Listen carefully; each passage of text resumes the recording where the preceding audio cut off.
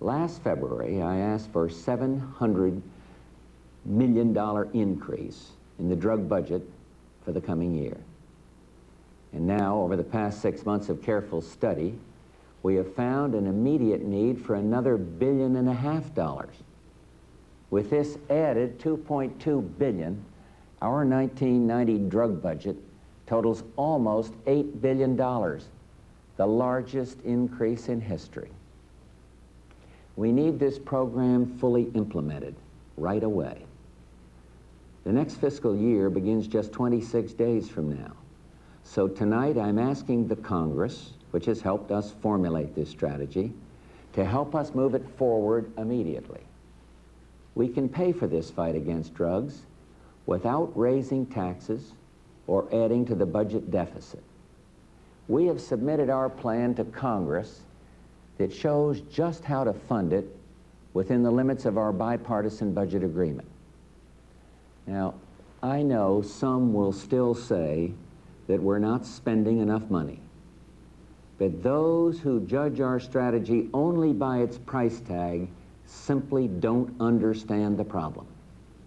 Let's face it, we've all seen in the past that money alone won't solve our toughest problems. To be strong and efficient, our strategy needs these funds, but there is no match for a united America, a determined America, an angry America. Our outrage against drugs unites us, brings us together behind this one plan of action, an assault on every front. This is the toughest domestic challenge we've faced in decades, and it's a challenge we must face, not as Democrats or Republicans, liberals or conservative, but as Americans. The key is a coordinated, united effort. We've responded faithfully to the request of the Congress to produce our nation's first national drug strategy. I'll be looking to the Democratic majority and our Republicans in Congress for leadership and bipartisan support. And our citizens deserve cooperation, not competition, a national effort, not a partisan bidding war. To start, Congress needs not only to act on this national drug strategy, but also to act on our crime package announced last May, a package to toughen sentences, beef up law enforcement, and build new prison space for 24,000 inmates. You and I both know the federal government can't do it alone. The states need to match tougher federal laws with tougher laws of their own, stiffer bail, probation, parole, and sentencing. And we need your help. If people you know are users, help them get off drugs. If you're a parent, talk to your kids about drugs tonight. Call your local drug prevention program. Be a big brother or sister to a child in need. Pitch in with your local neighborhood watch program. Whether you give your time or talent, everyone counts.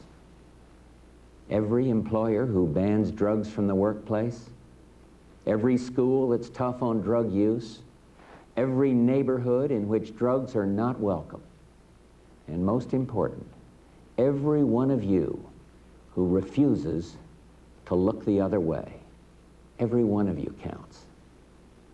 Of course, victory will take hard work and time, but together we will win. Too many young lives are at stake.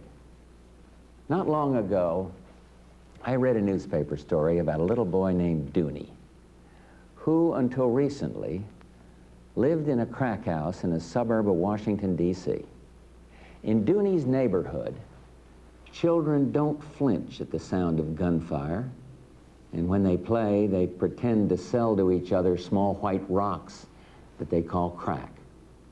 Life at home was so cruel that Dooney begged his teachers to let him sleep on the floor at school. And when asked about his future, 6-year-old Dooney answers, "I don't want to sell drugs, but I'll probably have to." Well, Dooney does not have to sell drugs. No child in America should have to live like this.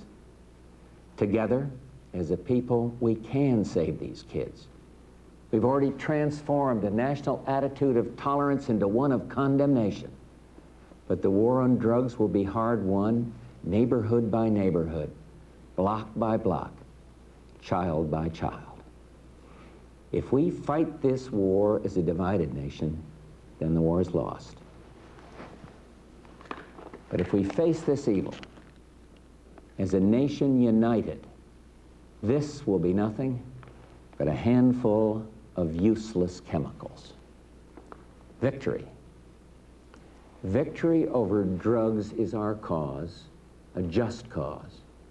And with your help, we are going to win. Thank you. God bless you.